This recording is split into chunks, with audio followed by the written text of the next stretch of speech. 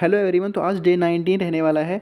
तो इससे पहले हमने डे 18 तक क्वेश्चंस कवर कर लिए थे, 420 तक। तो आज हम 421 से स्टार्ट करने वाले हैं, जो कि जेकेपी कांस्टेबल की एमसीक्यू सीरीज स्टार्ट की थी, उसका डे 90 रहने वाला है। तो स्टार्ट करने से पहले मैं आपको बता दूं, अगर आप ऑफलाइन बैच ज्वाइन करना चाहते हैं तो कमेंट सेक्शन में कॉन्टैक्ट नंबर दिया गया है, आप वहां से कॉन्टैक्ट कर सकते हैं। या अगर आप ऑनलाइन बैच ज्वाइन करना चाहते हैं तो एकेएस पे भी कोर्सेज चल रहे हैं, तो कमेंट सेक्शन में जो है लिंक दी गई है, आप वहाँ पे क्लिक करके बैच भी ज्वाइन कर सकते हैं। तो आज स्टार्ट करते हैं क्वेश्चन नंबर 421 से। क्वेश्चन नंबर 421 क्या है? The Mandakini and Alaknanda river meet at which of the following location in Uttarakhand. जो मंदाकिनी एंड अलकनंदा रिवर्स है, ये कहाँ पे मिलते हैं उत्तराखंड में, किस जगह पे मिलते हैं, ये आपने बताना है। तो आपके सामने चार ऑप्शन है: देवप्रयाग, रुद्रप्रयाग, कर्णप्रयाग एंड विष्णुप्रयाग। तो इसका जो करेक्ट आंसर होगा, Rudraprayag is the correct answer. तो क्योंकि ये पूछा गया है मंदाकिनी एंड अलकनंदा रिवर जहाँ पे मिलते हैं, तो वो कहाँ पे मिलते हैं? रुद्रप्रयाग में मिलते हैं। अगर आपसे पूछा जाएगा कि देवप्रयाग पे कौन कौन से रिवर मिलते हैं, तो वो क्या हो जाएंगे? भागीरथी, भागीरथी प्लस अलकनंदा रिवर जो है वो कहाँ पे मिलते हैं? देवप्रयाग में। ठीक है, ये बहुत बार जो है क्वेश्चन पूछा गया एग्जाम में। तो भागीरथी प्लस अलकनंदा रिवर जो है कहाँ पे मिलते हैं? देवप्रयाग में। ठीक है, तो इसका क्या आंसर था? मंदाकिनी एंड अलकनंदा रिवर कहाँ पे मिलते हैं? रुद्रप्रयाग में मिलते हैं। तो इसका आंसर बी होगा। ठीक है, बाकी आपको देवप्रयाग का भी याद रखना है। क्वेश्चन नंबर 422 की बात करते हैं।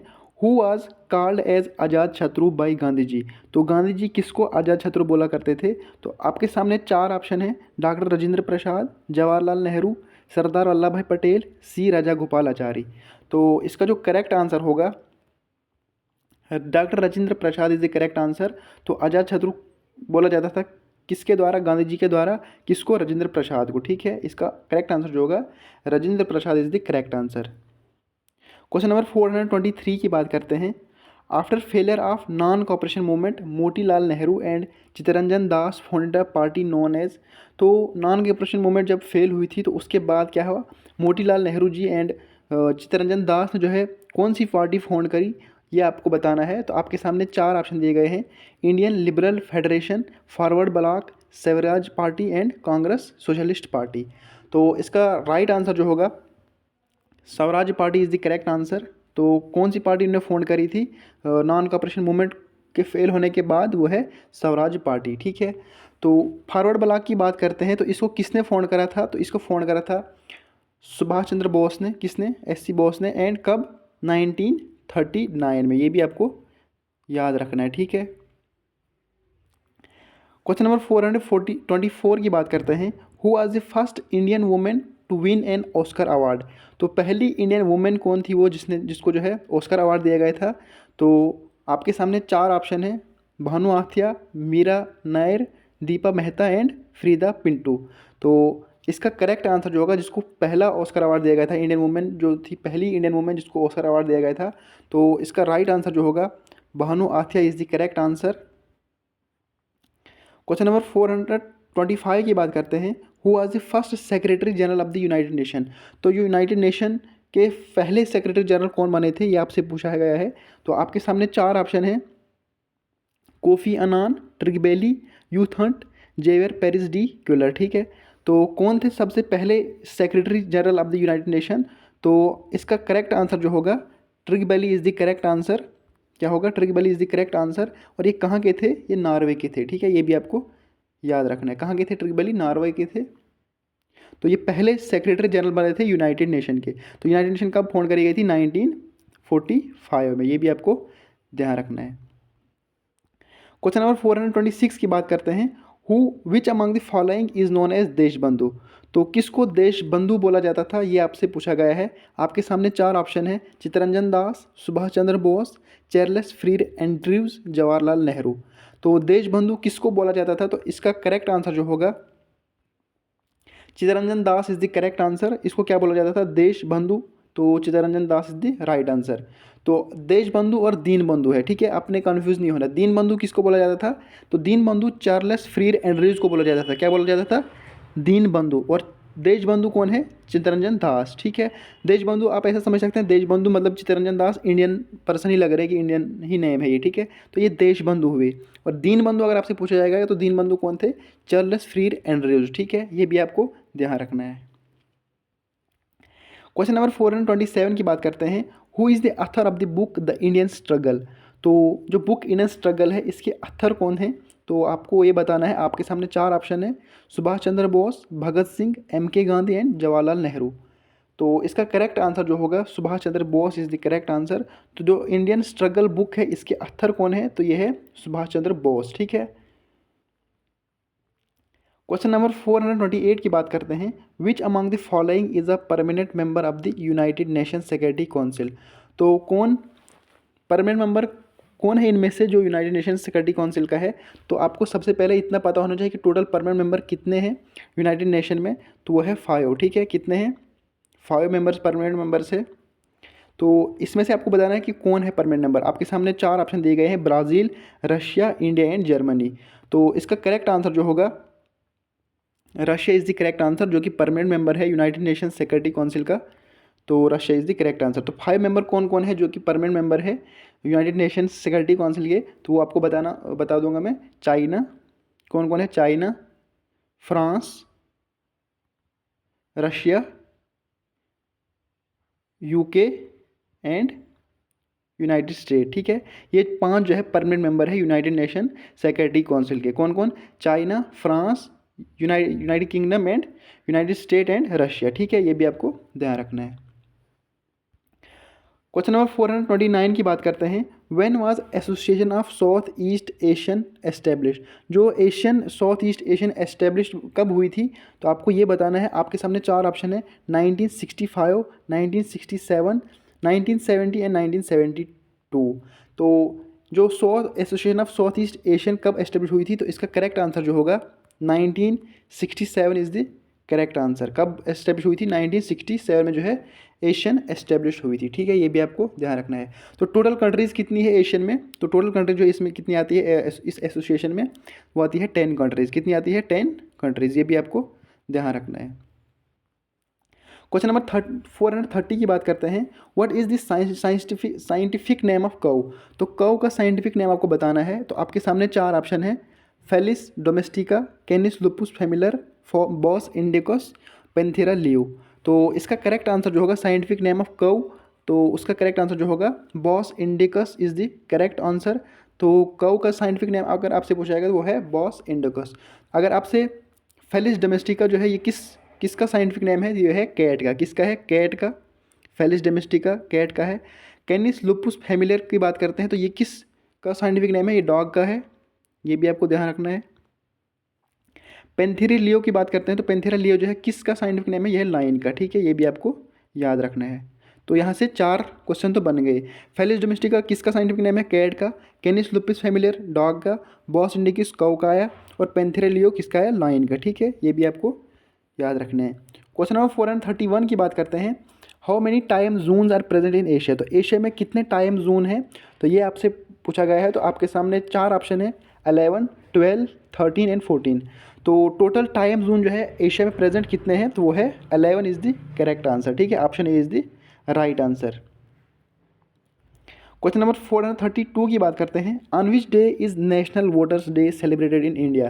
तो नेशनल वोटर्स डे कब बनाया जाता है, तो आपके सामने 4 ऑप्शन है, जनवरी 15, जनवरी 25, फेब 14, फेब 20। तो नेशनल वोटर्स डे कब बनाया जाता है, तो इसका राइट आंसर जो होगा जनवरी 25 इज़ द करेक्ट आंसर। तो जनवरी 25 जो है नेशनल वोटर्स डे बनाया जाता है। तो इस बार की थीम क्या रही, तो ये आपको पता होना चाहिए। तो इस बार की थीम जो रही, nothing like a vote, I vote for sure, ठीक है। Nothing like voting, I vote for sure जो है इस बार का थीम रहा, किसका, वोटर्स डे का। और कब बनाया जाता है वोटर्स डे, जनवरी 25 को। क्वेश्चन नंबर 433 की बात करते हैं। Which award is the second highest civilian award given by the government of India. तो ध्यान रखना, आपको सेकंड हाईएस्ट सिविलियन अवार्ड पूछा गया है। तो हाईएस्ट सिविलियन कौन है, तो वो है भारत रत्न। लेकिन यहाँ पे सेकंड हाईएस्ट सिविलियन पूछा गया है। तो आपके सामने 4 ऑप्शन है, भारत रत्न, पद्म विभूषण, पद्म भूषण एंड पद्म श्री। तो इसका करेक्ट आंसर जो होगा, जो सेकंड हाईएस्ट सिविलियन अवार्ड है वो कौन सा है, तो इसका ऑप्शन जो आंसर जो होगा Padma Vibhushan is the correct answer. तो पद्म विभूषण जो है सेकंड हाईएस्ट है। फर्स्ट हाईएस्ट कौन है, फर्स्ट जो है वो है भारत रत्न। पद्म भूषण की बात करते हैं, थर्ड हाईएस्ट सिविल रहेगा, थर्ड वाला रहेगा, फिर पद्मश्री रहेगा, ठीक है। तो इसका करेक्ट आंसर जो होगा Padma Vibhushan is the correct answer, जो कि सेकंड हाईएस्ट सिविलियन अवार्ड है। क्वेश्चन नंबर 434 की बात करते हैं। In which of the following district Bhimgarh fort situated. तो आपसे पूछा गया है कि भीमगढ़ फोर्ट जो है कहाँ पे सिचुएटेड है जम्मू कश्मीर में, तो किस डिस्ट्रिक्ट में ये है। तो आपके सामने चार ऑप्शन है, सांबा, रियासी, पुंछ एंड उधमपुर। तो इसका करेक्ट आंसर जो होगा Reasi is the correct answer. बिल्कुल सिंपल सा क्वेश्चन है, भीमगढ़ फोर्ट, तो Reasi is the correct answer. ये जो क्वेश्चन मैं करा रहा हूँ आपको, ये प्रीवियस ईयर क्वेश्चन बेस्ड हैं जो कि JKSSB वगैरह में आते हैं, तो उसके हिसाब से ही क्वेश्चंस बनाए गए हैं, ठीक है। क्वेश्चन नंबर 435 की बात करते हैं। On which lake Mughals have build 2 artificial island. तो मुगल्स ने किस लेक पे जो है 2 आर्टिफिशियल आइलैंड बनाए हैं। तो आपके सामने चार ऑप्शन है, Manasbal lake, Dal lake, Anchar lake and Wular lake.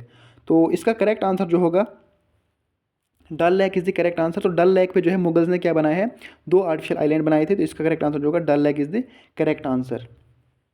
Question number 436 की बात करते हैं।